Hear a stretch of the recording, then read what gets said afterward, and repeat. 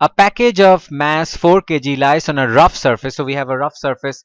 That means there's going to be a coefficient of friction. So we have 30-degree, the inclined plane, held in equilibrium, and we have a force 45 Newton. This time the force is making an angle with the surface. Previously it was either horizontal force or it was along the plane. So this is making an angle to the plane, and the force is acting in a vertical plane through a line of greatest slope. It means it is making an angle with this along the plane. That's what it means, line of greatest slope. The package is in equilibrium on the point of moving up. That means limiting equilibrium on the point of moving up means friction is going to work downwards. And so let's draw this first. So this is going to be,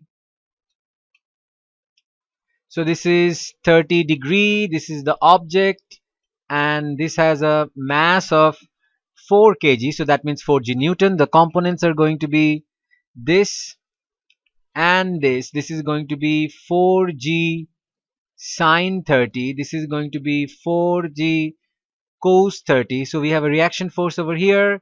This is R. Now what we have is this particular force is at an angle.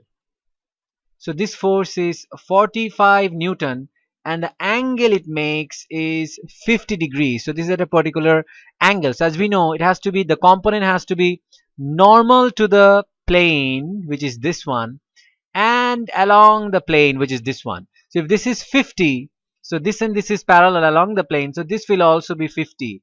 So this component will be 45 cos 50, and this is going to be 45 sine 50. That means, so we have these components. Now since this is about to move up, so if this is about to move up, that means friction is going to be in the opposite direction. So friction is going to be mu, coefficient of friction is unknown mu, and R is also unknown mu. So this is the diagram, this is the setup. So question number A is this. So let's do this. We have to find the value of R, normal reaction, normal to the plane. So normal to the plane, so we have upward is R and downward is this component 45 sine 50 plus also this component 4g cos 30, and this turns out to be, so 68.4 Newton. That means 68 Newton. Now in question number B, we have to find the coefficient of friction mu. So that means along the plane, so along the plane, the force that is trying to pull this object downward is 4g sine 30 plus mu R. R is 68.4, and the force that's trying to pull it upward is 45 cos 50.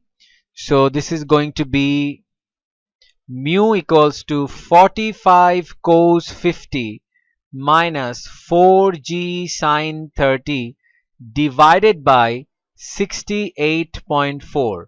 Therefore mu equals to, so this is going to be 0.14.